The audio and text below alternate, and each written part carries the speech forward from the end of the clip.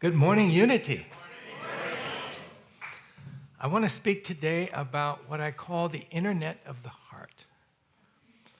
And it really is how I understand the unity of science and spirituality. So we're going to start with a talk that I heard from the Dalai Lama in the late 1980s. And he said, if you want to understand the deepest secrets of the cosmos, there's 4 steps.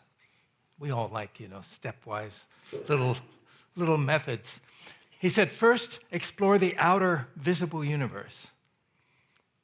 Second, explore the inner invisible cosmos and universe. Essentially, study physics and psyche. Third, he said, study the relationship between these two. And from those 3, you can come to know the deepest secrets of reality. So I'm going to begin now with the work of a physicist named David Bohm. Some of you may have heard of him. He was a colleague of Einstein's. He spent 50 years researching at the forefront of quantum physics and of spirituality, with extensive dialogues with leading spiritual masters, and he came up with his theory of the holo movement, in which he said the cosmos is a single unbroken wholeness in flowing movement in which everything is connected to everything else. Sound a little familiar, like the unity philosophy? I mean, essentially it is a unity of science and spirituality and all that is. Now, part of that is this whole phenomenon of non-locality or quantum entanglement. I'm sure many of you have heard this term or talked about it, and it relates to the deep interconnectedness of the entire cosmos. And in particular, background on Bohm, he was a close colleague of Einstein's. They worked together at Princeton, and both of them objected to the standard Copenhagen interpretation of quantum physics. You may have heard of it. Don't worry if you haven't. You don't need to be a scientist to understand this talk. But it basically said that the most we can ever know about reality is a statistical description of reality provided by the Schrödinger equation. Meaning, the most we can ever know about any experimental setup is a set of probabilities about what might happen. And both Einstein and Bohm said, no, that's not good enough. Einstein famously said, God does not play dice with the universe. Bottom line, they both felt there's more going on in reality than the instruments and theories and data of science so far are presenting. And Bohm then in 1952, he did what was considered impossible. And by the way, as a little gender side note, John von Neumann in 1935, I think, proved that it's impossible to have a quantum physics based on so-called hidden variables, i.e. things we can't see. And 2 years later, a female physicist named Greta Herrmann disproved the proof and showed it was wrong, published it, and it was completely ignored. But in 1952, Bohm disproved it by just creating the new theory that von Neumann said can't happen. And later, Greta Herrmann's proof was finally acknowledged. And how many of you heard of Greta Herrmann? So there you go, the gender politics of science. But anyway, back to, she had the insight long before anyone else. And just on that note, the first scientist to ever discover global warming, and I can't even also remember her name, I'm embarrassed, but it was in the 1800s, was a female scientist who came up with the idea that carbon dioxide is a greenhouse gas. So, women have made a profound contribution to science that's often under-recognized. Surprise, surprise. Anyway, in 1952, Bohm did the impossible. He reformulated quantum physics based on, in part, non-locality. Now, non-locality is this idea of quantum entanglement that is sort of non-intuitive. And Einstein didn't like it at all. Because he said it violates relativity theory. It violates the fact that nothing can travel faster than the speed of light. Whereas quantum entanglement says if you have 2 particles that are entangled, you have one here, and you have another one here, 10 light years away, long ways away. You make a measurement here, and it immediately, instantaneously affects this one. So there's a fundamental, immediate interconnection between every point and every other point in the universe. And Einstein said, that's impossible. And he developed this so-called EPR paradox, thought experiment, to try to show how absurd it was. And he called it spooky action at a distance. In German, spukhafte Fernwirkung. So that was a way of repudiating, dismissing, and showing how absurd quantum physics was. So Einstein never, to my knowledge, ever deviated from that view. But in fact, Bohm in 1952 built this new theory based on non-locality and continued, because that's what the data were showing. Bohm also redesigned Einstein's thought experiment into a way that it could actually be tested with photons. And so in basically about 1970s, along came a famous physicist, many of you may have heard Bell's theorem. Physicist John Bell here at the Lawrence Berkeley lab, just down the road from here. And John Bell also thought, okay, Bohm is really onto something here. He's got a new formulation, but I don't like that non-locality. Me and Einstein, we don't like that. He spent 12 years trying to get rid of it, literally. Mathematically, 12 years trying to get the non-locality out of this beautiful, otherwise beautiful theory. And he couldn't do it. And then, by his own account, he said he came to realize, Bohm forced me to realize non-locality is inherent in the nature of quantum physics, meaning the nature of our scientific understanding of reality. And he developed his famous Bell's theorem, which gave an experimental criterion that could be tested in the laboratory. And so began the tests. John Clauser in 1972, Alain Aspect, that's a butchering of a French name, which is probably Alain Aspect. I don't speak French, but anyway, I got very inspired in 1982 because I was a postdoc when I first heard this, and I thought, oh, wow, physics might actually prove mystical oneness. So I've been tracking it since then, and then during the teens and early, what did they call them, the naughties, and then the 20 teens, Anton Zeilinger and a whole team of physicists, they kept plugging the leaks and improving the experiment, and the critics would say, well, yeah, but have you thought about this or what about that? And basically after, like 50 years of research, the Nobel Prize Committee finally awarded the Nobel Prize to these three physicists, honoring 50 years of research. Each one of those experiments validated quantum physics and repudiated, sorry, Al, the spooky action at a distance. It's real. It exists. And I love Einstein, and I love his spirituality.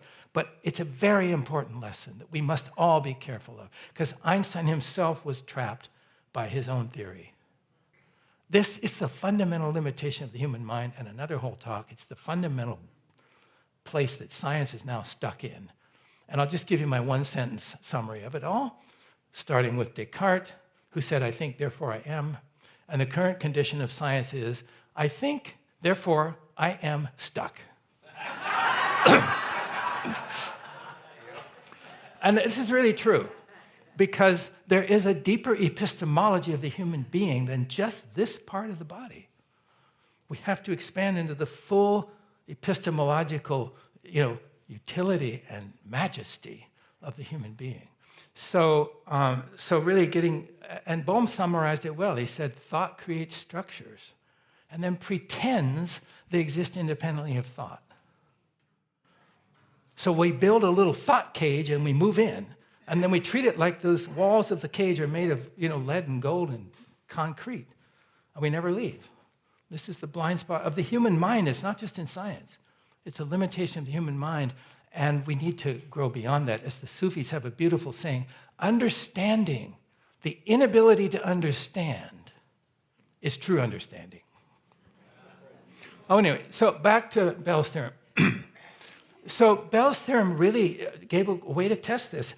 And this is so beautiful because the bottom line, 70 years after Bohm's 1952 paper, was that this dreaded spooky action at a distance is real.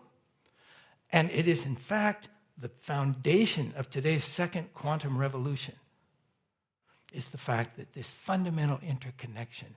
Now, they call it quantum entanglement.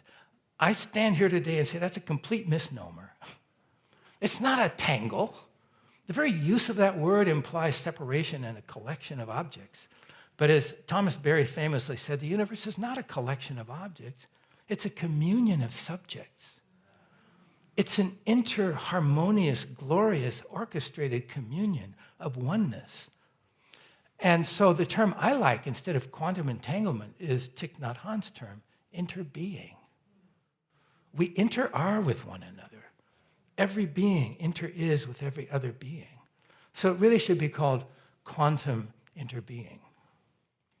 So anyway, that's my little correction to the term.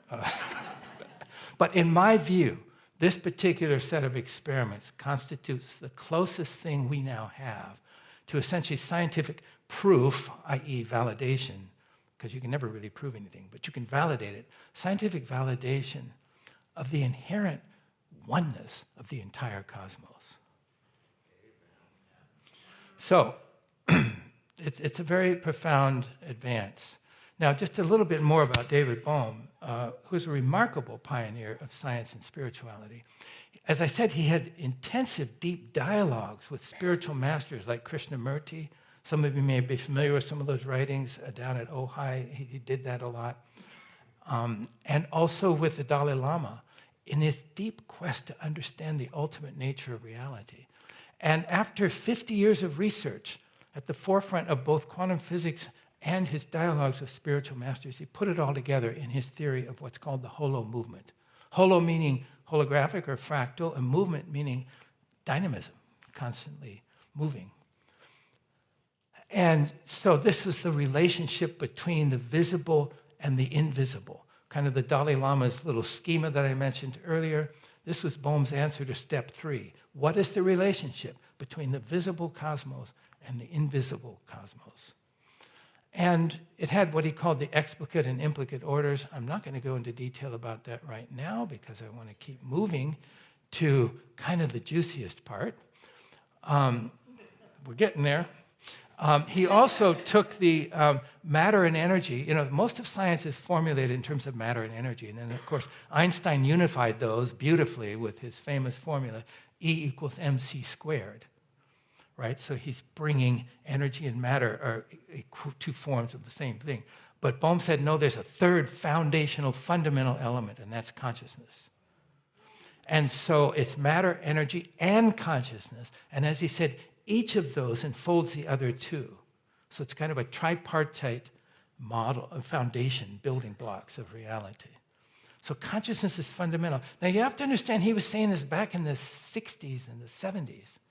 Now it's a little more cool and recognized. There's a whole science of consciousness that is emerging. But back then it was way out there. And Bohm was quite significantly rejected by his scientific colleagues, which is another sad little story. But I had the great privilege of meeting with him and actually sharing some of these ideas with him back in the late 80s, which was a great blessing. And he encouraged me, keep going. So here I am. So another key lesson from Bohm was that, as he put it, a hidden order may be present in what appears to be random. And this is so important for science, because normally when science comes up against something that it doesn't understand, and it's getting a bunch of random data when it's trying to measure something, it concludes that the thing itself is random. It projects its own ignorance onto the reality it's trying to explore when it gets random data. Whereas Bohm and Einstein also recognized, wait a minute, that could be the limitations of our whole instrumentation. There could be another whole level of subtle realities going on behind the screen of what we can perceive with these particular instruments and this particular mind. Well, sure enough, now that's finally recognized, thank God, that in the last 10, 15 years, physics has recognized that 94% of the cosmos is what they call dark matter and dark energy, which means they don't know what's going on there. It's a rare example of humility in science, and I say that as a scientist because I had to go through my own humbling process, getting off the head trip of being a quantum physicist. But it's really important. Science itself is recognizing its own limitations. Only 6% It's got a grip on 6% of reality. This is by its own account. That other 94% is where all of the spiritual and the metaphysical and all these principles and laws and subtle dimensions of existence, the glory and the majesty of what is, are all hanging out beyond what the scientific instruments can mostly see. So it's a very key teaching that Bohm gave. And this hidden order is present everywhere but visible nowhere, extends throughout space and time, but also beyond space and time. It represents the unseen, that which is neither manifest nor accessible to our senses and our mind. And it has multiple levels. This is very important. It has the implicate order, the super implicate orders, very consistent with the different levels of reality that we see across the different spiritual systems, different philosophies, spiritual philosophies. So there is a gradation from the material realm up to the most subtle spiritual realm that we recognize across the esoteric traditions in the spiritual models. So this implicate order is consistent with this idea that 94% of the cosmos is so-called dark matter and dark energy. But none of that was available then to Bohm. Those understandings weren't there. So that's why I'm saying he was really a deep seer. Now, holo movement. What's the holo part? As I said, it relates to holographic. And this is a key insight now from contemporary physics, that reality has an inherently holographic or fractal structure. And the simplest example of all is what's called the Mandelbrot set. And there's the equation there. Do not be intimidated by that equation. But let me just tell you, I'm going to show you the graph of that equation in a moment. You remember when you were in high school algebra and you had a little y equals x squared and you plot it out and you get this lovely parabola. Well, this is the same thing, except that it's a nonlinear iterative process that takes place in the complex plane. Don't worry about all that. But when you plot it, when you plot the graph, you get this, which looks like a kind of a sitting Buddha, you know. This is called the Mandelbrot set, but it's a very unique, this is just the plot of that simple equation I just showed you. But to show you the complexity of this, we're going to just take a deep dive. We're going to zoom in right at the top. There you see the very top portion blown up. Zoom again right at that little pinch point at the top. We get this. And now we're going to dive right into the center, right into the interior of that pinch point. We go about an order of magnitude each time. So we're diving in, expanding by 10, expanding by 10. Here we're about 1,000,000 times magnified. You can see that little cross structure there, and at the center of that is some little star. We go into that, and then you see that little beautiful star, and there's a black dot at the center, and you go into that, and voila! 136 million times magnified, and we find an exact replica of the original. Now, in science, this is called nested sets of self-similar structures. Okay, fair enough. I think it's a modern scientific discovery of an ancient principle of Hermes, as above, so below, as within, so without. There is a correspondence between the vastness of the outer cosmos and the vastness of the inner reality. So fractals, as I just said, are a modern scientific discovery of the ancient principle, as above, so below. The microcosm replicates the macrocosm. Now, the beauty is, we see these all around us. You think, oh, this is esoteric? Go out and look at a fern. And you look closely and you'll see that one branch of that fern is a miniature version of the whole thing. Or even better, get one of these Romanesque broccolis. Have you ever eaten one of these things? Well, you should look for them. They come out at certain seasons in the summer, and they're incredible. Look at that thing. Each nodule of the thing is a miniature version of the whole thing. And if you look up more closely in the surface of the thing, each nodule has a bunch of little nodulettes. And each one of those is a miniature version of the nodule, which is a miniature version of the whole thing. So this is like eating the cosmos for lunch. You know, but it really is. If you know how the Buddhists like to contemplate their food as they eat, put one of these in front of you, contemplate as you eat, and the whole cosmos will open up within you. Anyway, but it is really profound. These fractals are all around us, and we don't realize it. Another example, trees. If you just take one branch of a tree and haul it up and put it, It's a tree unto itself. That branch becomes a trunk and all of its little mini branches. So they call it also scale invariance. Fractals are everywhere in nature. Lightning has a fractal structure, and the human body. This is the circulatory system. These are the blood vessels in the eyeball. If you look at the very top, it's the pupil. Right below that's the iris. Those are the blood vessels in the eye. They have a fractal structure distributed. So you're a walking fractal. Your lungs, the trachea in your lungs, have this same structure. At your brain, whoops. This thing is very sensitive. I can't get ahead of myself.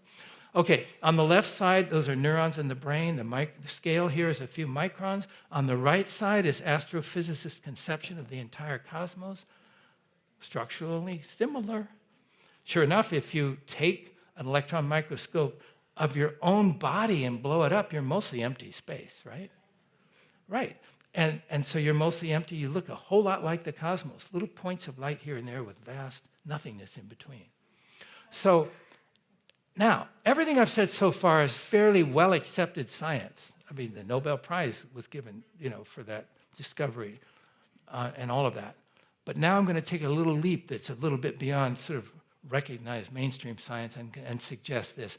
Consciousness itself also has this fractal structure. So it's not just in the physical aspects of the universe, but it's in the consciousness aspects. And that explains mysticism. It's because of that a Meister Eckhart can say that when God opened his heart, the fullness of God was revealed. The full divine beauty, the full infinity of God's divinity was revealed. Nothing held back. That's almost a direct quote from Meister Eckhart. How can that be? How can the infinity of the God be in some little 6-foot frame human being? Because of the internet of the heart. Because of the fractal structure of consciousness. So let's unpack this a little bit. Now, back to the Mandelbrot set. We're going to take a deep dive. Watch this closely because we're diving in. Here we go. Zoom. Now remember, this is simply a mathematical object that we're looking at, but I want you to think of it as a metaphor for diving into the nature of consciousness itself, the nature of the cosmos itself. And it just keeps going and going as we dive in more deeply and expanding. And it has, it looks like it's on a theme here, but in a moment it's going to break out into a new theme. And there's a kind of opening and vastness. It almost looks like some computer scientist dropped acid and is now trying to show you all the things that they saw. But this is really just a plot of a mathematical graph that represents this universal process of fractal consciousness. And in a moment, as you can see, look at all the glory. It's like the fanfare announcing the arrival of, there it is. You can see I didn't catch it quite in time. It's that fractal. So the little version of it is there, embedded in the sea of that huge cosmos. And that's the nature of each one of us. And if you then continue to zoom in on that little one, it has all the same intricate structure of the original. All the complexity of the large-scale cosmos is contained in each of its miniature-scale replicas embedded within it. So it's a very profound structure, and it leads to this. Rumi says it all in one line, like he often does, but this is the bottom line, in a way, of this whole talk. The secret turning in your heart makes the entire universe turn. This is not just a metaphor.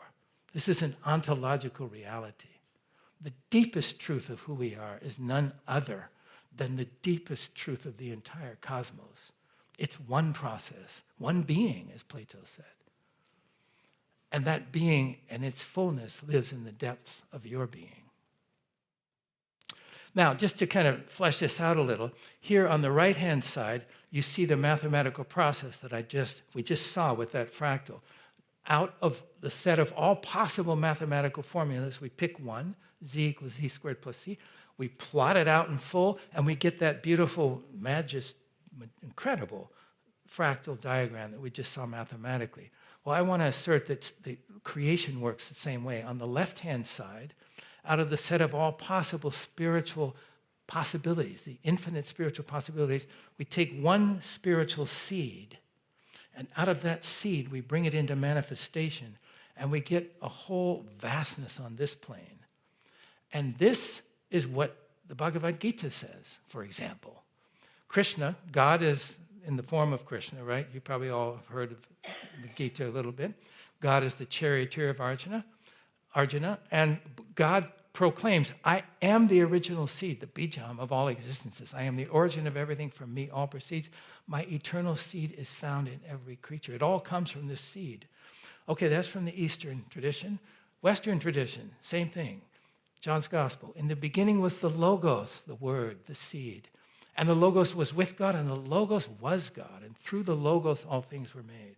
So we have this kind of similarity across the traditions.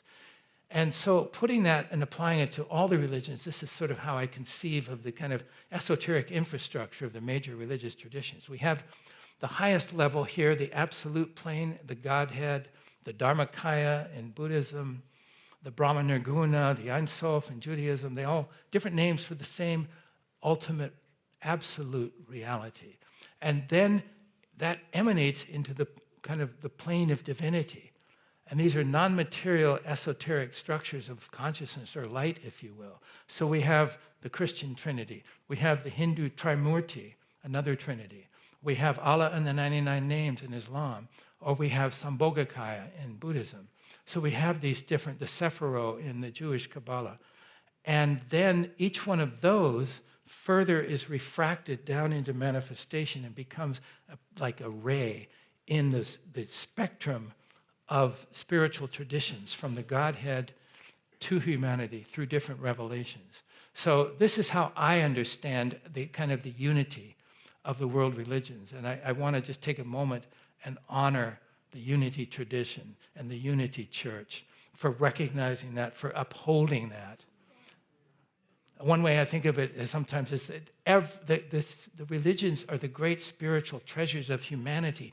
Each one is a pathway to God. Yes, there's all kinds of corruption and all that stuff. We know that's true in every human institution. But there is a pure path to transforming and realizing God in each of these traditions. And how absurd that they fight with each other. I was saying earlier, it's kind of like a tree with all its branches and one branch slapping the other one down. You can't be a branch, I'm a branch. You know, ridiculous. They're all connected to the same trunk. They all drink from the deep waters, invisible waters below, and they reach up to the same transcendent sun above. Get over it.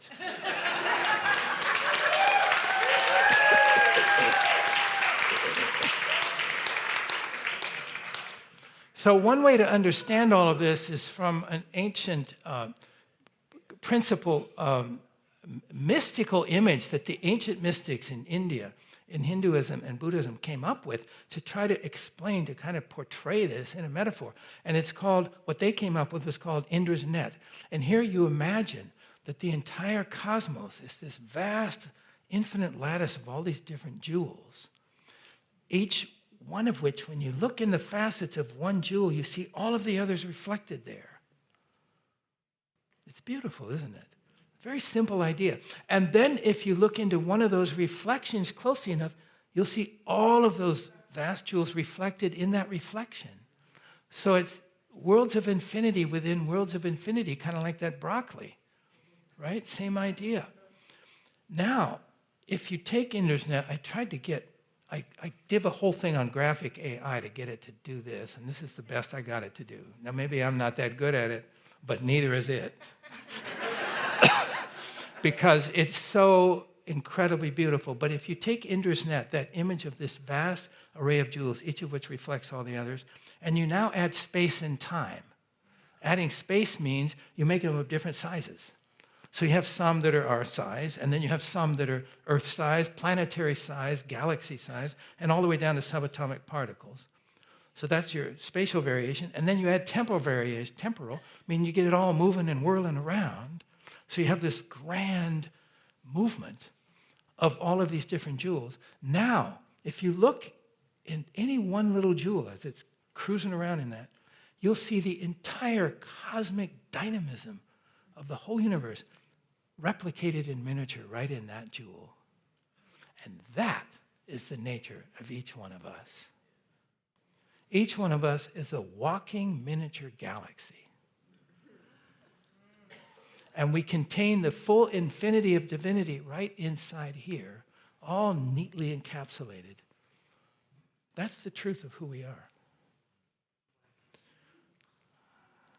This thing is giving me a little bit of grief. Okay, so here we go. This is what I mean by the internet of the heart. Each of us can access the full infinity of divinity through our own hearts and bodies. So the bottom line of this whole talk is that you are not just a drop from the infinite ocean. You are the infinite ocean, contained in a single drop.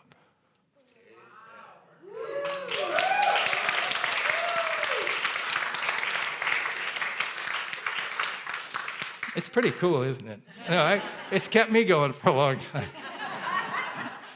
So how do we realize this truth? Okay, that's great, that's theory, but how do we actually make it real? Well, one avenue is, I'm still struggling with this thing. One avenue is to unite the polarities. One of the principles of manifestation is that there's a kind of a grand principle of cosmic polarity. You see it in Theosophy and other places.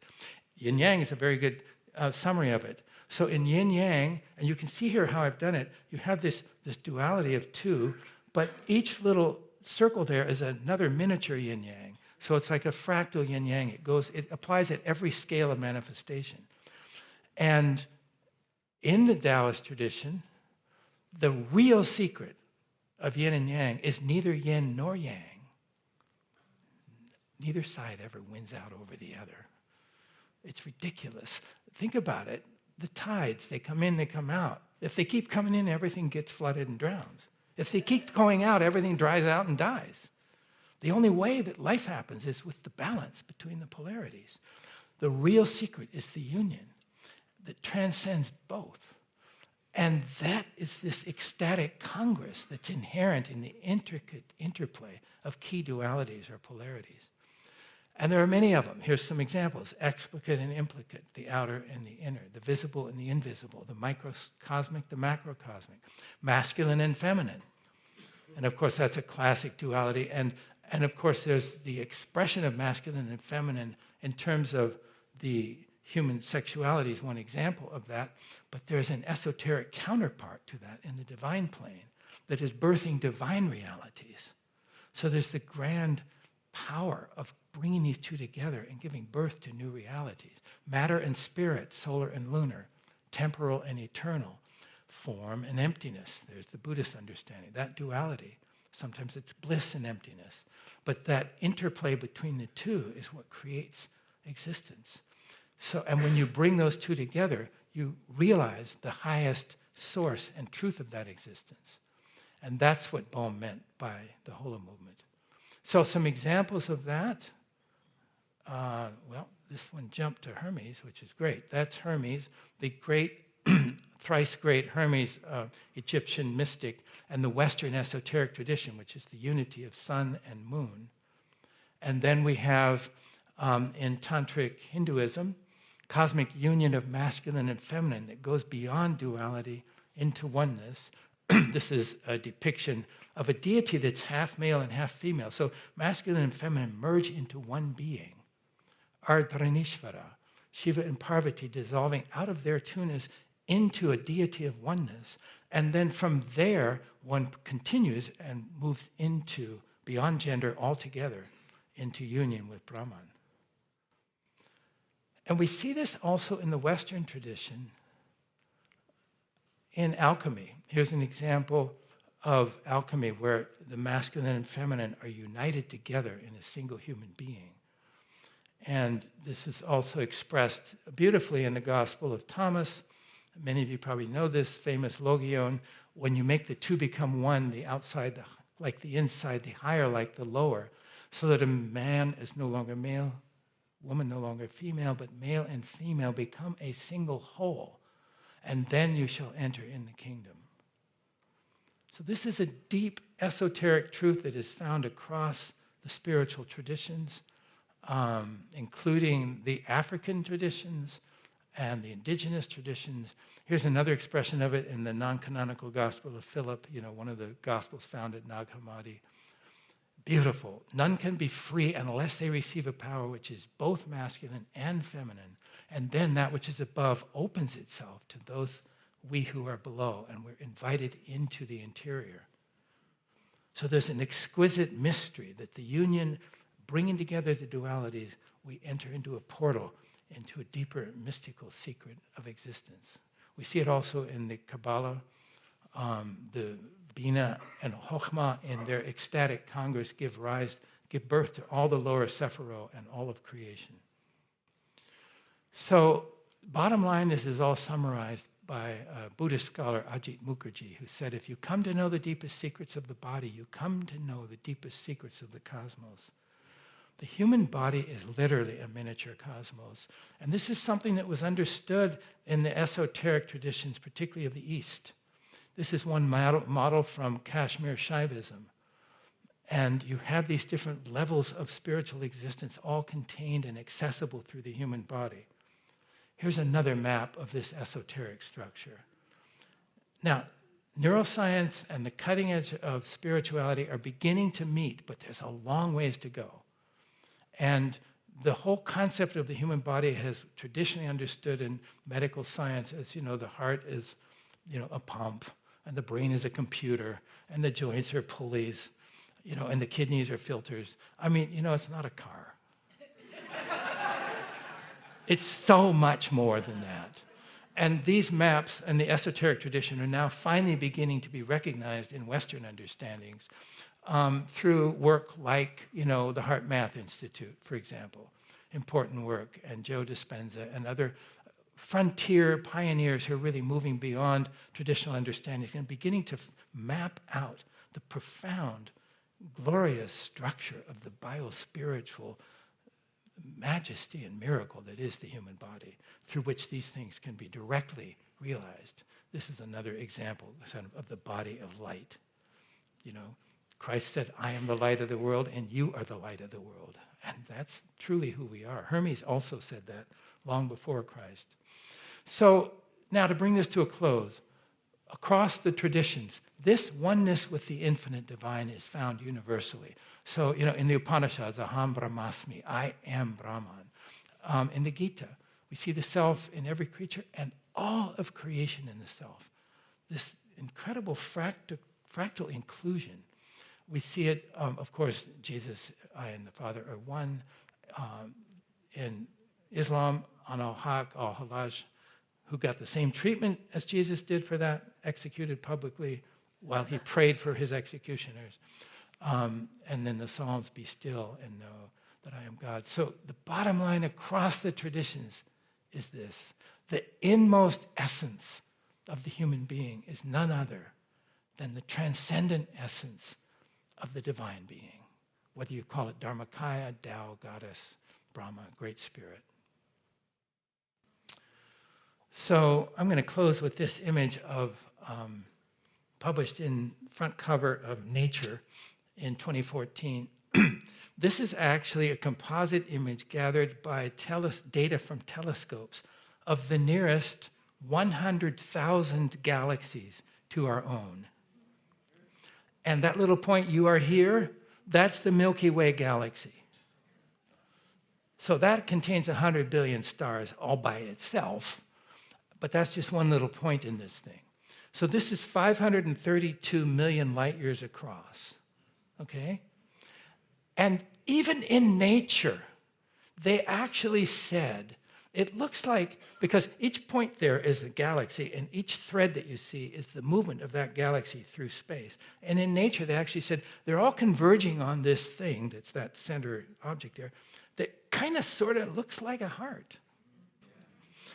And of course, that's a two-dimensional representation of it. So if we go to a three-dimensional representation, this is just sketching out the lines. It's called the Laniakea supercluster. So it's the attractor that's emerging to which all these galaxies are converging. And if we look at it in a 3D thing here and rotate it, there we go. And look how those lines map perfectly on the human heart. So this is the Laniakea supercluster, this heart-shaped giant cosmic heart, of which we are at the center of a 532 million light-year wide heart. So I want to close by inviting you to just close your eyes for a moment. And just breathe in, take a deep breath.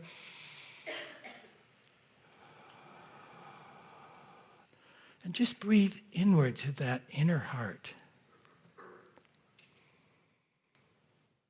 With the awareness that the vastness of the outer cosmos is matched by the vastness of the inner cosmos in your own heart.